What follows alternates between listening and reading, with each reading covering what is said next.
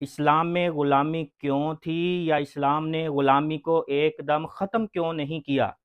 Social media پر یہ سوال بہت اچھالا جاتا ہے۔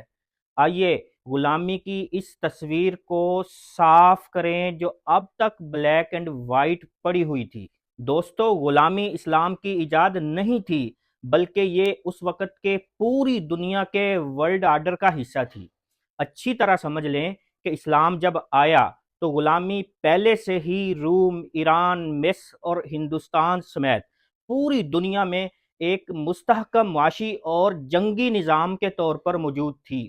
یہ ویسے ہی تھا جیسے آج پوری دنیا کا معاشی نظام سود پر کھڑا ہے۔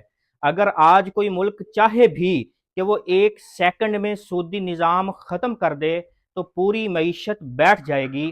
سیم اسی طرح اسلام نے ایک دم سے غلامی کو ختم نہ کر کے معاشرے کو ایک بہت بڑے معاشی اور سماجی بحران سے بچایا تھا۔ تصور کریں اس دور میں جب جیلیں نہیں ہوتی تھیں تو جنگی قیدیوں کے ساتھ کیا کیا جاتا۔ اس وقت غلامی کی سب سے بڑی وجہ جنگ تھی۔ جب دو فوجیں لڑتی تھیں تو قیدیوں کے لیے صرف تین راستے ہوتے تھے: یا تو انہیں قتل کر دیا جائے، یا انہیں عمر بھر کے لیے کسی قید خانے میں ڈال دیا جائے، جس کا اس دور میں کوئی نظام نہیں تھا، اور یہ قیدی کے لیے معاشی موت ہوتی تھی۔ آج بھی اسرائیل جیسے ممالک یہی کر رہے ہیں، جہاں ہزاروں فلسطینی دہائیوں سے جیلوں میں سڑ رہے ہیں۔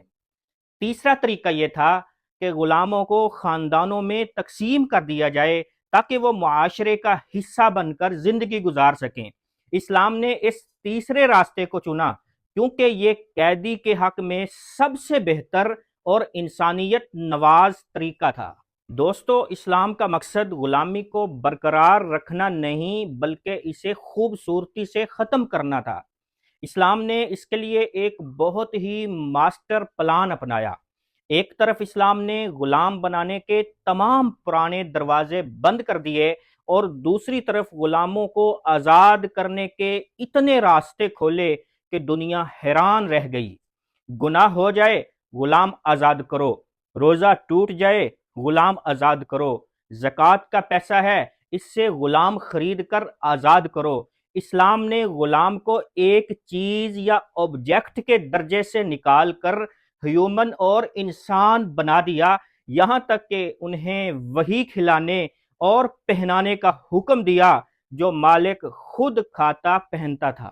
دنیا کی تاریخ دکھائیں جہاں غلاموں نے باقاعدہ بادشاہت کی ہو، یہ صرف اسلام میں ہوا۔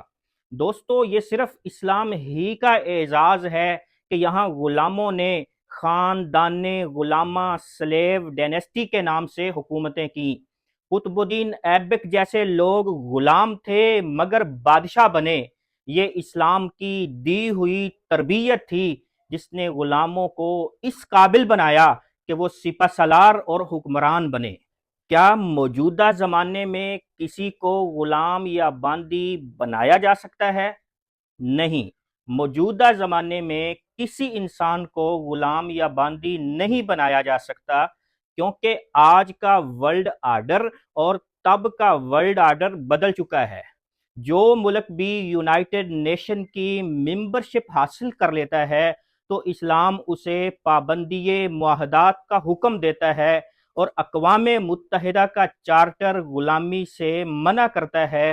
اس لیے فی زمانہ غلامی کی اجازت نہیں دی جا سکتی۔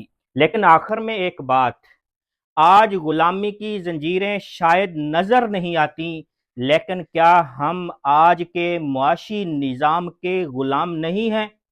جیسے ہمیں آج کے معاشی نظام کی غلامی سے کراہت نہیں ہوتی کیونکہ یہ آج کا ورلڈ آرڈر ہے، ایسے ہی ماضی میں غلامی کے رواج سے تب کے کسی دانشور کو ناپسندیدگی نہیں ہوتی تھی کیونکہ یہ تب کا ورلڈ آرڈر تھا۔